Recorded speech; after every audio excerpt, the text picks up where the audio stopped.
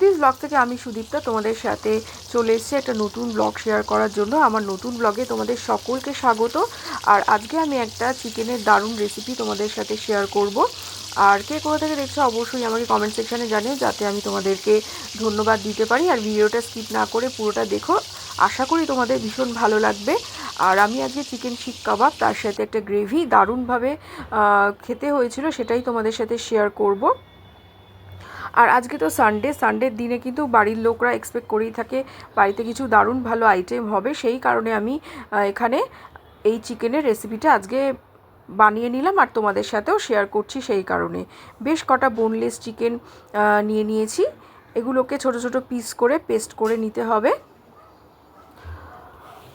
আর ভিডিওটা ভালো লাগলে অবশ্যই লাইক কমেন্ট শেয়ার করে দিও, পেজটাকে ফলো করে দিও। ইউটিউব চ্যানেল থেকে দেখলে অবশ্যই সাবস্ক্রাইব করে দিও, আর এই প্রোফাইল থেকে দেখলে অবশ্যই কিন্তু প্রোফাইলটিকে ফলো করে দিও। আমি কিন্তু মাঝে মধ্যেই ভালো ভালো রেসিপি শেয়ার করে থাকি, তো আমার ভিডিওগুলো কেমন লাগে অবশ্যই কমেন্ট সেকশানে জানিও। আজকে সানডে উপলক্ষে দারুণ একটা রেসিপি তোমাদের সাথে দেখাচ্ছি, কারণ এটা আজকে আমি রান্না করেছি। আর এটা কিন্তু রুটি, পরোটা, বাটার নান আর বিভিন্ন রাইসের ভালো ভালো রেসিপির সাথে কিন্তু খুব ভালো যায়। তো কাবাব হিসেবেও শুধু খেতে পারো, আবার গ্রেভি দিয়ে একটা সাইড ডিশ বানিয়ে নিয়েও তোমরা খেতে পারো। যেরকম খাওয়ার ইচ্ছা হবে সেরকম করে বানিয়ে নিতে পারো। তো মিক্সিং বলে আমি অল্প অল্প করে চিকেনগুলো ছোট ছোট পিস করাগুলো নিয়ে দিচ্ছি, যাতে আমি পেস্টটা বানিয়ে নিতে পারি। আর বাড়িতে গেস্ট আসলে কিন্তু এটা বানিয়ে খাওয়ালে তোমার কিন্তু ভীষণভাবে প্রশংসা করবে। আর বাড়ির লোকরাও মাঝে মাঝে রেস্টুরেন্টে আর যেতে হবে না, বাড়িতেই বানিয়ে তুমি খাওয়াতে পারবে। এখানে দেখো মশলা একটা বানিয়ে নিচ্ছি। এখানে পেঁয়াজ কুচোনো আছে, এখানে রসুন, আদা আর কাঁচা লঙ্কা অনেকটাই নিয়ে নিয়েছি। এখানে দিয়ে দিলাম সব কিছু, আর তারপরে একটু গোটা গোলমরিচও দিয়ে দেবো। দিয়ে একটা থেতো করার মতো পেস্ট বানিয়ে নেব। পুরো একদম মিহি পেস্ট বানানোর কোনো দরকার নেই, দেখতেই পাচ্ছ হামানদিস্তাতে থেতো করলেও এরকম হবে। তো আমি মিক্সিতে এটা একবার দুবার জাস্ট স্টপ করে করে ঘুরিয়ে নিয়েছি। তো এরকম একটা পেস্ট বানিয়ে দিয়ে দিলাম ওই চিকেনের পেস্টের মধ্যে। পাশে দেখো কুচনো পেঁয়াজও নিয়ে নিয়েছি আলাদা করে। এখানে একটু স্বাদ অনুযায়ী নুন দিয়ে দিলাম, ধনে গুঁড়ো অ্যাড করে দিলাম, দিয়ে এবার একটু শুকনো লঙ্কাও দিয়ে দিলাম। ঝাল যারা কম খাবে তারা নিজেদের মতো ঝাল অ্যাডজাস্ট করে নেবে। এবারে এটাকে আলতো হাতে ভালো করে মেখে নিতে হবে। গরম মশলাও গুঁড়ো অ্যাড করে দিয়েছি এখানে, দেখতেই পাচ্ছ। আর এই কাবাবটা করে কিন্তু বাড়িতে ডিপ ফ্রিজে কিন্তু সুন্দর করে বক্সে রেখেও দিতে পারো। যখন ইচ্ছা মতো হবে সুবিধা মতো এটা তুমি ভেজে খেতে পারবে। আর কিন্তু দারুণ হয় খেতে। তোমরাই কিন্তু বাড়িতে অবশ্যই ট্রাই করে আমাকে কিন্তু জানাবে কেমন হলো খেতে। তো এটা একবার বানালে কিন্তু বাড়ির লোক বারবার খেতে চাইবে, সেই কারণেই বলছি বেশি করে বানিয়ে ফ্রিজে রেখে দেবে। আর এখানে আমি একটু ড্রাই ম্যাঙ্গো গুঁড়ো দিয়ে দিচ্ছি, কারণ পাতিলেবুর রস দিলে কিন্তু এটা ভীষণভাবে জল কাটতো। আর এটা কিন্তু ময়েস্ট হলে কিন্তু একেবারেই কাবাবের শেপটা নেবে না, সেই কারণেই ম্যাঙ্গো পাউডার দিয়ে দিলাম। এখানে কিছুটা ধনেপাতা দিয়ে দিলাম, কুচিয়ে রাখা ছিল। আর এখানে মেয়োনিজ অ্যাড করে দিলাম, 2-3 চামচ মেয়োনিজ এখানে অ্যাড করতে হবে। দিয়ে এবার ভালো করে এটা মেখে নিতে হবে। এমন করে মেখে নিতে হবে যাতে বাইন্ডিংটা ভালো হয়। একটু লুজ লাগলে কিন্তু একটু পাউরুটি আমি এখানে গুঁড়ো করে নিয়েছিলাম, দিয়ে এখানে বাইন্ডিংয়ের জন্য ভালো করে এটার সাথে মিশিয়ে নিচ্ছি। আর সানডে জানোই যে ভালো বাড়িতে স্পেশাল কিছু না হলে কিন্তু একেবারেই চলে না। কারণ বাচ্চারা সবসময় ডিম্যান্ড করে যে বেশ টেস্টি করে কিছু নতুন কিছু বানাবে। যদিও আমি এটা আগেও অনেকবার করেছি, তখন ভিডিও করা হয়নি। তো আজকে তোমাদের সাথে ভিডিওটা শেয়ার করছি। দেখতেই পেলে এখানে একটা স্টিলের রডের মতো নিয়ে নিয়েছি। এটা আমার সাঁড়াশির পেছনটা কিন্তু তেল মাখিয়ে নিয়ে এইগুলো শেপে কাবাবের শেপে দিয়ে দিতে হবে। খুব ধৈর্য ধরে একটু করতে হবে যাতে শেপটা আস্তে আস্তে চলে আসে। এরকম লম্বা লম্বা করে নিয়ে সুন্দর করে, দেখতেই পাচ্ছ শেপটা চলে আসছে আস্তে আস্তে করলে। এই বাইন্ডিংটার জন্যই কিন্তু পাউরুটিটা গুঁড়ো করে নিতে হবে আর দিয়ে দিতে হবে। সুন্দর করে আলতো করে রোল করে দিলাম, হাতের মধ্যে একটু তেল নিয়ে। এখানে এক এক করে এরকম করে সব কটা পিস দেখতেই পাচ্ছ বানিয়ে নিয়েছি, অনেকগুলো পিস হয়েছে, দুটো প্লেটে ভর্তি করে নিয়েছি। এবারে একটা প্যান নিয়ে নেব, প্যানের মধ্যে সাদা তেল নিয়ে নিয়েছি এগুলোকে ভাজার জন্য। এক এক করে একটু গরম করে নিয়ে কিন্তু মিডিয়াম টু লো আঁচেই রাখতে হবে, খুব ডিপ ফ্রাই করার দরকার নেই, এটা শ্যালো ফ্রাই হালকা করে করে নিলেই হবে। দেখতেই পাচ্ছ এক এক করে দিচ্ছি। এবার এটাকে উল্টে পাল্টে দিতে হবে। এই দেখো হালকা করে ভাজা, মানে দেখেই লোভ লাগছে, আমি যখন বানাচ্ছি না মানে দেখে মনে হচ্ছে তুলে খেয়ে নিই, আর আমি রেজিস্ট করতে পারছিলাম না। আস্তে আস্তে মিডিয়াম টু লো আঁচে করতে হবে যাতে না পুড়ে যায় তলাটা, এটা খেয়াল রাখতে হবে কিন্তু অবশ্যই, পুড়ে গেলে কিন্তু একেবারেই হবে না। তো দেখতে কেমন হয়েছে অবশ্যই জানিও, আর কাবাবগুলো কিন্তু বাড়িতে অবশ্যই ট্রাই করো, রেসিপিটা কিন্তু দারুণ, মানে সত্যিই ভালো লাগবে খেতে, ট্রাস্ট মি। এক এক করে তুলে নিচ্ছি, একটা প্লেট নিয়ে নিয়েছি, তেলটা পুরো ছেঁকে তুলতে হবে। এটা কিন্তু এমনি এমনি খাওয়া যায় স্ন্যাক্স হিসেবে। আর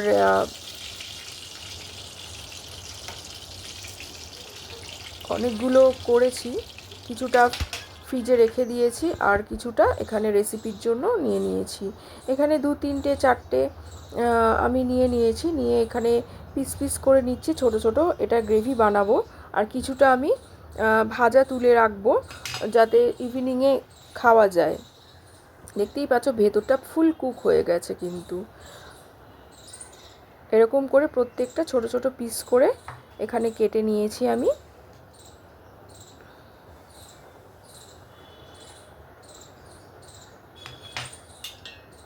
একটা প্লেটে নিয়ে নিলাম সব কটা পিসগুলো।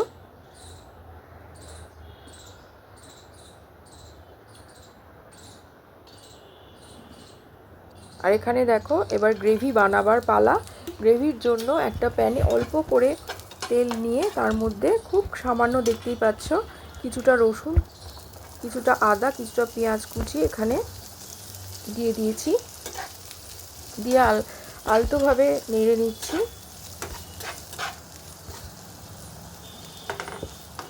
একটু নরম হয়ে গেলেই কিন্তু এগুলোকে তুলে নেব, একদম বেশি করে ভাজা চলবে না কিন্তু। এখানে কিছুটা গোটা গোলমরিচ নিয়ে নিচ্ছি, কাঁচা লঙ্কাও দিয়ে দিলাম দুটো। এখানে ভালো করে নেড়ে নিচ্ছি। গ্যাসের ফ্লেমটা কিন্তু বেশি বাড়িয়ে রাখলে চলবে না, তাহলে কিন্তু মশলাগুলো পুড়ে যাবে। এবার একটা মিক্সিং বোলে নিয়ে নিচ্ছি, ঠান্ডা হওয়ার পর এটাকে মিক্স করে নেব। তার মধ্যে ধনেপাতা অনেকটা দিয়ে দিলাম, কিন্তু এটা কিন্তু কম্পালসারি, দারুণ হবে কিন্তু এই কারণেই খেতে। এটা পুরো পেস্ট বানিয়ে নিয়েছি ঠান্ডা হওয়ার পর। এবার আবার একটু তেল নিয়ে নিয়েছি প্যানের মধ্যে, দিয়ে এবার গরম মশলা, গোটা গরম মশলা এখানে দিয়ে দিলাম, দিয়ে ওই যে পেস্টটা বানিয়েছিলাম ওটা পুরোটা দিয়ে দিলাম, দিয়ে ভালো করে নেড়ে চেড়ে নিচ্ছি। মশলাটা ভালো করে কষিয়ে নিতে হবে। হাফ ঘ্রাণ তো হয়েই ছিল, হাফ ভাজা মশলাগুলো পেস্ট করা হয়েছিল, সেই জন্য খুব বেশি কিন্তু পুড়ে গেলে চলবে না। এটা তেল ছেড়ে দিয়েছে, এবারে টক দই ফেটিয়ে অল্প করে দিয়ে দিলাম।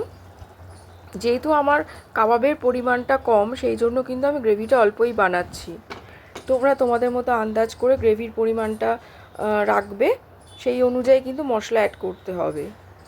টক দই হয়ে গেল, এবার একটু চিনির আন্দাজ মতো স্বাদ অনুযায়ী নুন দিয়ে দিয়েছিলাম। আর এখানে দেখতেই পাচ্ছ তেল এবার ছেড়ে দিয়েছে, ভালো করে মিশিয়ে নিয়ে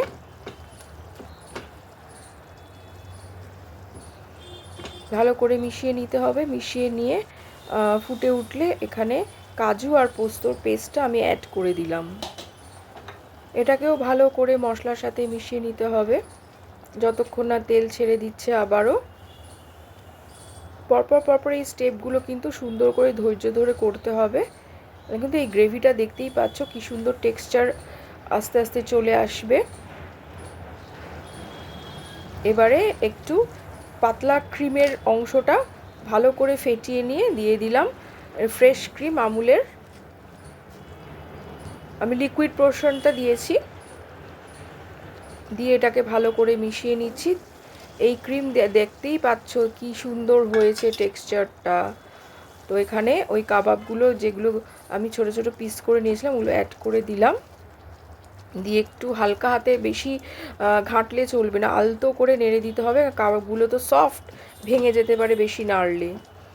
দিয়ে এখানে লাস্টে কাসুরি মেথি এখানে অ্যাড করে দিচ্ছি। আর দেখো টেক্সচারটা কি লোভনীয় হয়েছে, দেখতে পাচ্ছ কি ক্রিমি আর কি স্মুথ। ও যা গন্ধ বেরিয়েছে না আজকে রান্নাঘর থেকে, দৌড়ে দৌড়ে চলে এসে জিজ্ঞেস করছে যে মাম্মা তুমি আজকে কি বানিয়েছো। তো এটাই আজকে আমার স্পেশাল রেসিপি হয়েছে। তো কেমন লাগলো বন্ধুরা অবশ্যই জানিও কমেন্ট সেকশানে। বাড়িতে বানিও, বাড়িতে সবাইকে খাইও, তোমার প্রচুর প্রশংসা করবে।